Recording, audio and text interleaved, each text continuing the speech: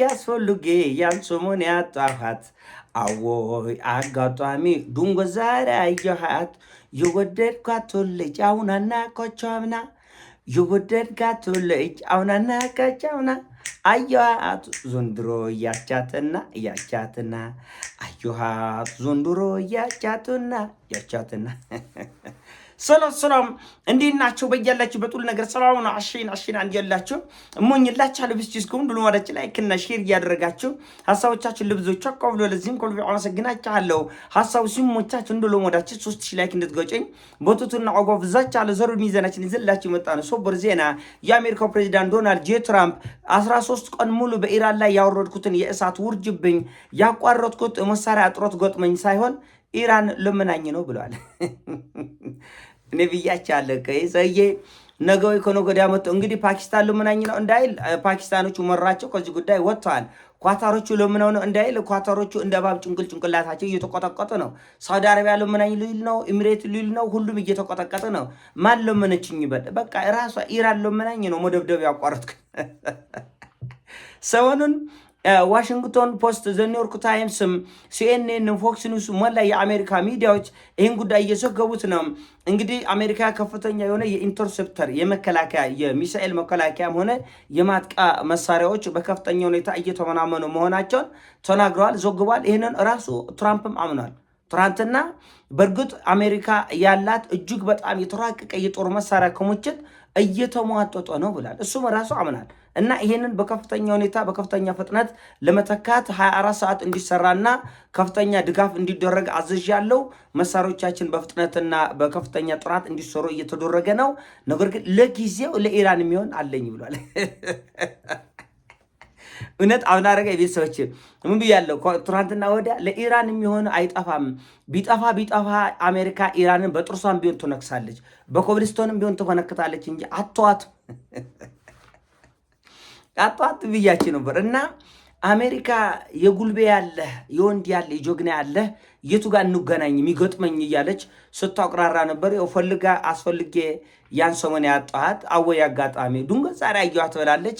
አሜሪካ ድሮ ከዚህ በፊት እንግዲህ ለጦርነት ነበር ሰበብ የምትፈልገው፣ ለመዋጋት ምን ምክንያት አድርጌ ህዝቦችን ልቆጥቅጥ፣ አገሮች ልዶንሰስ ላጥፋቸው ነበር። አሁን ዘንድሮ ጦርነት በምን ምክንያት ላቋርጥ፣ እንዴት አድርጌ ከገባበት ጦርነት እንዲሁ ምን ሰበብ አግኝቼ ልውጣ ብላ ተጨንቃን ያለች ጦርነት ለማቋረጥ ኢራቅ ላይ ሰበብ ፈልጋ ነው ያፈረሰችው። ኢራቅን የሌለ የጦር መሳሪያ ጅምላ ጨራሽ አለ አለች። ሰበብ ነው ያውቃሉ፣ እንደሌለ ያውቁ ነበር። ሊቢያን ሰበብ ፈልጋ ነው ያፈረሰችው። የመንን ሰበብ ፈልጋ ነው ያፈረሰችው። ኢራቅን ሶሪያን ሰበብ ፈልጋ ነው ያፈረሰችው። ኢራን ግን በምን ሰበብ ልውጣ ከዚህ ጦርነት ቢጨንቃቸው ውሸት አይን ፍጥጥ ጥርስ ግጥጥ ያለ ውሸት ለምነው ኢራኖቹ ኧረ እንዋጋ የምን ልመና ነው? በነገራችን ላይ ዓለም አቀፍ የመርከቦችን ጉዞ የሚከታተሉ ተቋማት አሉ እና ሰሞኑን ባደረጉት ክትትል መሰረት በሆርሙዝ ሰርጥ ካለፉት መርከቦች 78 ግዙፍ መርከቦች አልፈዋል እና 78ቱም ያለፉት ኢራን ባስቀመጠችው መስመር ኢራን ባስቀመጠችው በዚህ ሂዱ ያለበለዚያ እመታቸዋለሁ። እኔ ምህረት የለኝም። እንግሊዝ ነኝ፣ ጀርመን ነኝ፣ ፈረንሳይ ነኝ፣ ራሽያ ነኝ፣ አይሰራም። ይሄው በዚህች መስመር ቀጥ ብለህ ባስቀመጥኩት 78ቱም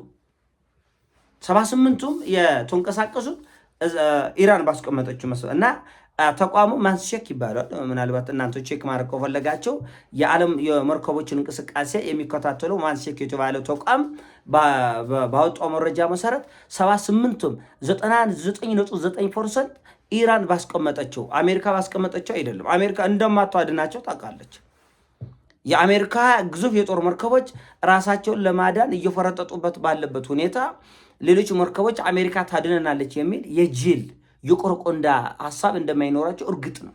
ስለዚህ ይሄ ማንሴክ ዓለም አቀፍ የመርከቦች እንቅስቃሴ የሚከታተለው ተቋም ባስቀመጠው መረጃ መሰረት 78 ግዙፍ፣ ለዚህ ነው ሰሞኑን ትንሽም ቢሆን ነዳጅ ከገበያ ላይ እንዳይጠፋ የተደረገ ኢራን ባስቀመጠችው መስመር ተከትለው እየሄዱ ስለሆነ ነው። ሙሉ በሙሉ አልተቋረጠም። በእኔ በኩል የማታልፈው ከሆነ እመታለሁ ብላለች።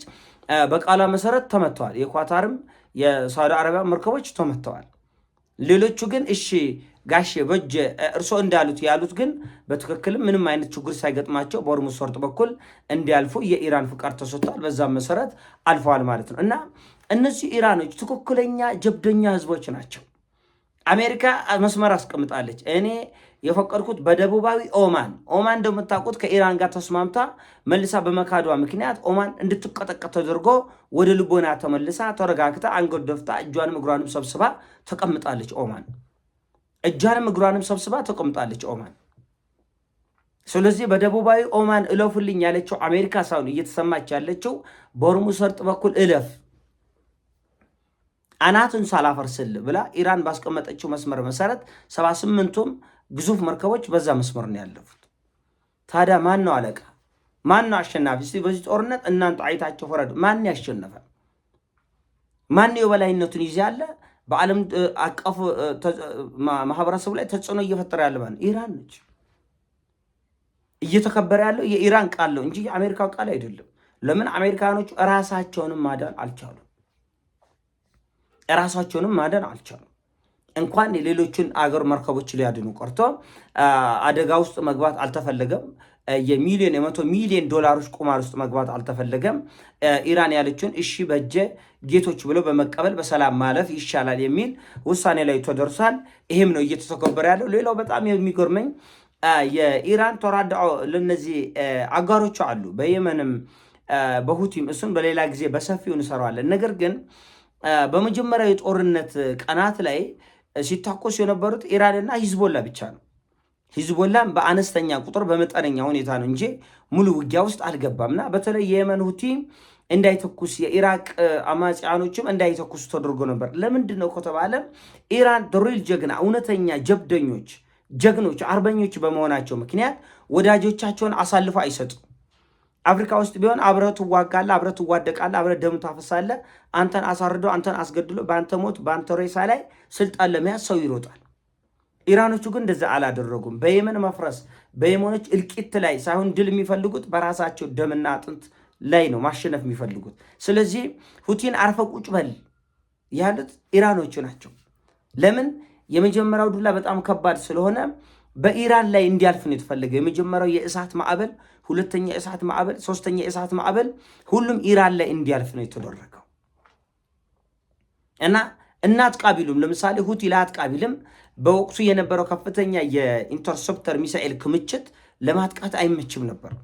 ብታጠቃም በቀላሉ ያከሽፉብሃል፣ መሳሪያዎቹ ያልቃሉ። ስለዚህ ኢራን ቅድሚያ እኔ ልጨርሰው እኔ ልወጣውና መጨረሻ ላይ በጣም ምን ያክል ስስት እንዳላቸው ለተራድኦ ወይም ደግሞ ለሚራዷቸው ወይም ደግሞ ለአጋሮቻቸው ምን ያህል እንደሚሳሱ ነው የሚያሳየው። አሁን የቀጠናው የሚሳኤል የመከላከል አቅም ይሄ ኢንተርሴፕተር የሚባለው ወይም ደግሞ ኤር ዲፌንስ ሲስተም ሚሳኤሎች ተሟጠው እስኪያልቁ ድረስ ኢራን ብቻዋን ተዋጋች። ስለዚህ የባህረ ሰላጤ አገሮች የመከላከል አቅማቸው የኤር ዲፌንስ ሲስተማቸውም ሆነ የኢንተርሴፕተር አቅማቸው ተሟጦ በወደቀበት ሰዓት አሁን መተኮስ ትችላላችሁ ነው ያለው። ሁቲ ሰሞኑ በሳውዲ አረቢያ ላይ እጅግ በጣም የተሳካ ጥቃት ያደረሰበት ምክንያት የሳውዲ አረቢያን የመከላከል ሲስተም ኢራን ቀድማ አፍርሰዋለች። ከኢራን የዘነቡ ድሮኖችና ሚሳኤሎች በከፍተኛ ሁኔታ የሳውዲን የመከላከልም የማጥቃትም አቅል ስላሽመደመዱ በተለይ የማጥቃት ውስጥ ከሆነ አልታወቀም። ምክንያቱም ሳውዲ አረቢያ ፍጥጥ ያለ ውጊያ ውስጥ አልገባችም። እስካሁን ባለው የማጥቃት እርምጃ ውስጥ አልገባችም።